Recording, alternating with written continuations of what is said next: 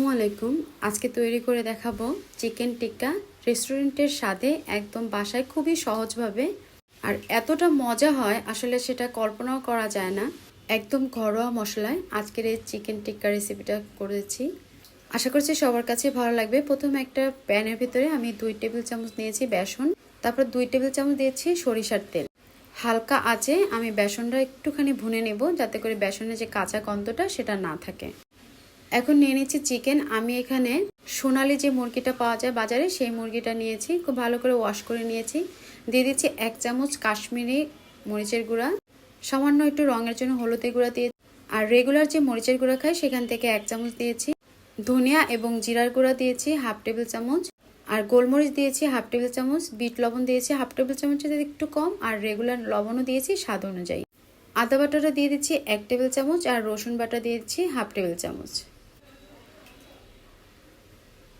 আর এখানে আমি 1 টুকরা লেবু পুরাটা রস চিপে এর ভিতরে দিয়ে দিলাম। চিকেনের পরিমাণ অনুযায়ী মশলাগুলো আপনারা অ্যাড করে নেবেন। পানি ঝরানো টক দই দিয়ে দিচ্ছি 2 টেবিল চামচ। যে বেসনটা ভুনা করে রেখেছিলাম সেই বেসনটা 2 টেবিল চামচ এখানে দিয়ে সরিষার তেল দিয়ে দিলাম 2 টেবিল চামচ। চিকেনটা খুব ভালো করে মেখে তারপর আমি নর্মাল ফ্রিজে 6 ঘন্টার মতো ম্যারিনেট করে নিয়েছি। মানে এটা সকালে মাখিয়ে রাখি আর সন্ধ্যার দিকে আর কি বানাই। আর যদি রাতে মাখিয়ে নিতে পারেন তাহলে সকালে এটা খেলে সবচাইতে বেশি ভালো হয়। এখন একটা প্যান আমি চুলার উপরে বসিয়ে নিয়েছি, যে কোনো ধরনের প্যান ব্যবহার করলেই হয়ে যাবে। দিয়ে দিচ্ছি সরিষার তেল। সরিষার তেলে এটা ভাজার পরে এত সুন্দর একটা ঝাঁঝ গন্ধ আসে, মানে হৃদয় মন সব কেড়ে নেয় এরকম একটা পরিস্থিতি আর কি। তো তেলটা যখন গরম হয়ে যাবে হাই হিটে আমি প্রথমে 1 মিনিটের মতো চিকেনগুলো ভেজে নিব। তারপর চিকেনটা উল্টে আবারও আমি হাই হিটে রেখে দিব 1 মিনিটের মতো। তারপর চুলার আঁচটা একদম কমিয়ে তারপর চিকেনগুলো ভেজে নেব। আর মাঝে মাঝে কিন্তু যে তেলটা আছে খুবই অল্প তেল এটা ভাজা হয়, এই কারণে আমি এবং আমার ভাই এটা খুবই পছন্দ করি। আর মাঝে মাঝে তেলটা অবশ্যই কিন্তু চিকেনের গায়ে লাগিয়ে দিতে হবে, তাহলে উপর থেকে চিকেনটা ড্রাই হবে না। তো এপিট ওপিট করে এভাবে করে ভেজে নেব। আর আমি এখানে একটু ঢাকনা দিয়ে রেখেছি। আমি এই চিকেন টিক্কাগুলো প্রায় 25 মিনিটের মতো লো হিটে তারপরে ভেজে নিয়েছি। চিকেনগুলো সরাসরি মশলায় এবং সরাসরি তেলে ভাজা হয় বলে এই রেসিপিটা আমার কাছে বেশ ভালো লাগে।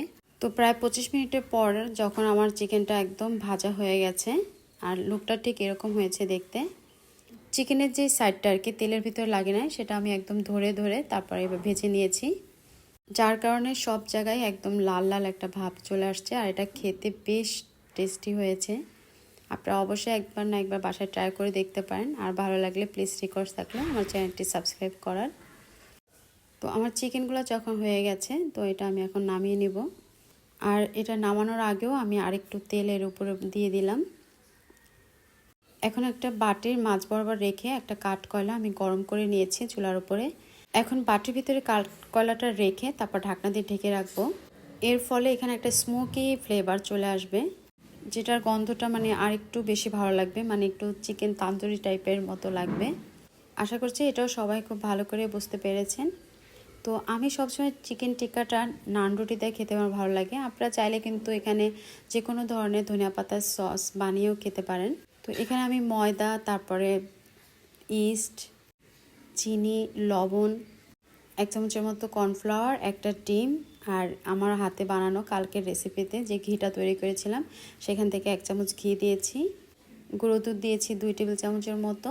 তারপর হালকা কুসুম গরম দুধ দিয়ে আমি একটা ডো তৈরি করে নিয়েছি। আর ডোটা আমি 1 ঘন্টা রেস্টে রেখে দিয়েছিলাম। তারপর যখন এটা ফুলে গেছে তখন রুটি তৈরি করে যে প্যানটাতে আমি চিকেনগুলো ভেজেছি সেই প্যানটাতে আমি রুটিগুলো এভাবে করে ছেঁকে নিয়েছি। তো আজ এ পর্যন্তই। আল্লাহ হাফেজ।